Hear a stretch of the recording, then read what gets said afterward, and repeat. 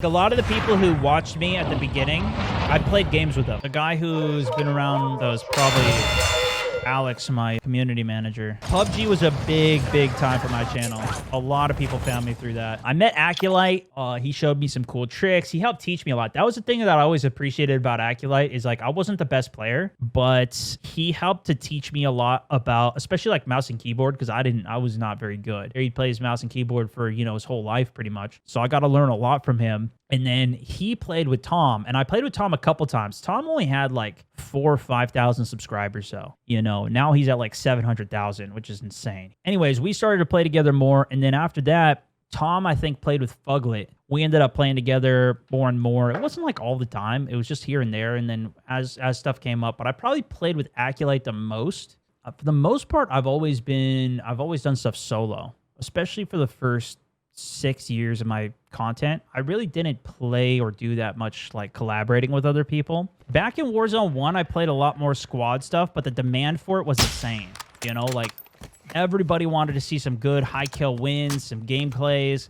It could be the same gun over and over again, but people just wanted to see gameplays to learn. I feel like a lot of that is not as interesting. Like it's got to have more mojo for a video. The thing is, most of my old friends from way back in the day, that was part of the reason that I started my channel in the first place. They stopped playing video games. I didn't have anybody to play games with anymore. That was why I ended up uploading videos. Is like I had spent a year, 2 years, whatever, subscribed to these guys. I would leave comments on all this stuff. Nobody would ever reply to my comment. So that was partly why I was like, all right, I got to start making videos. I ended up getting a full friends list of people that would watch a video, would add me as a friend, and then I would just message people and get some games. Then when we would go into like private matches or play for the day, I would just mass send out invites. That was really the only way to do it before a lot of these like YouTube channels or Discords or communities and things were around.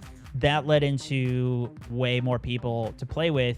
But what was interesting too was like a lot of those guys, they stopped uploading videos. They gave up. I started on YouTube, then I went to Twitch, stopped on Twitch and went back to YouTube, and I decided I was just going to full send on YouTube and try and make YouTube gaming a thing back in the day in 2015. It was going pretty good, and eventually they even ramped it up and really started to boost the algorithm there for streams, but then they just nuked it all, man. They got rid of YouTube gaming. They decreased all the reach on... But yeah, we had a pretty big audience on YouTube, and still do to a degree, but it is different because obviously all my content is here on Facebook first. This is the priority platform for me and has been so for 6 years, I believe. So I started on Facebook back before there was partnerships, back before there was ad split, before there was revenue.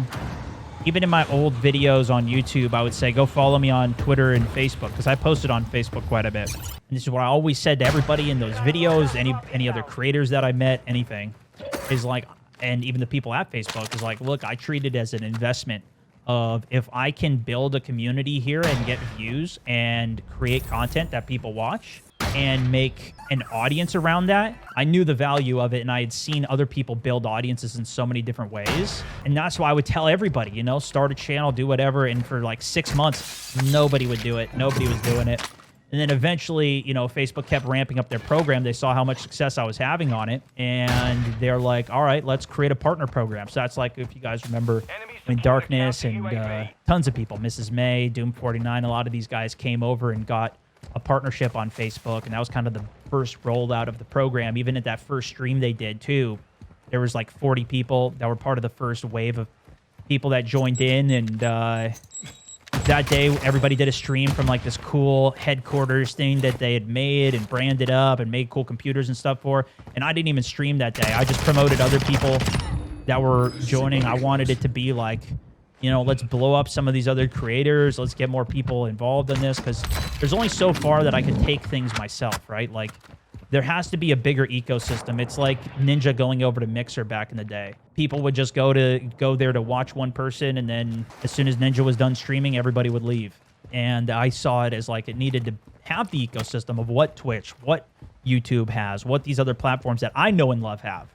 In a lot of ways. And that's one of the reasons that I've been I try to get Aculite and these guys to make content and switch over to Facebook and at least just post their videos there. But to that same time, you know what I'm saying, is like people wouldn't do that because why would you do that when you're already making money on the other thing? It's going to cost you more time and effort if you don't see it as an investment or an opportunity, or you don't see a future in it, right?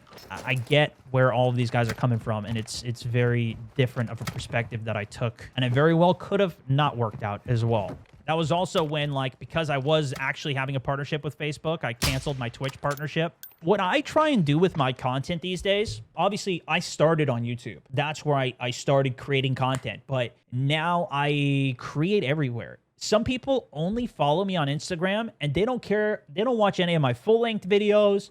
They don't watch anything. They don't watch my streams. But I post, like, if I do any tweets, I put them onto Instagram. Like, everything is curated for Instagram, so you could just stay there. Same thing with Facebook. If you're watching on Facebook, just stay on Facebook. You don't need to go, like, yeah, I have higher quality on YouTube. I have more full length. Some of the videos are a little longer, but that's because that audience is different than what most of the people on Facebook would watch or do. And so I post way more content for you guys on Facebook, quantity, but also the variety of content where you guys get stories, videos, photos, everything. So many people that were big creators in Battlefield didn't create at the same pace, or the overall competition for it was down so much because so many people hated Battlefield Hardline back in the day that it left a giant opening for me to create content for it. A lot of the OG creators that I was watching before I started streaming, I've surpassed in sub count or even like monthly views, especially if you can combine all the platforms, right? Like the last month I had like 15 million views on Facebook alone. But a lot of them either stopped creating or have shifted to a different area completely of even content creation, or they don't create anymore.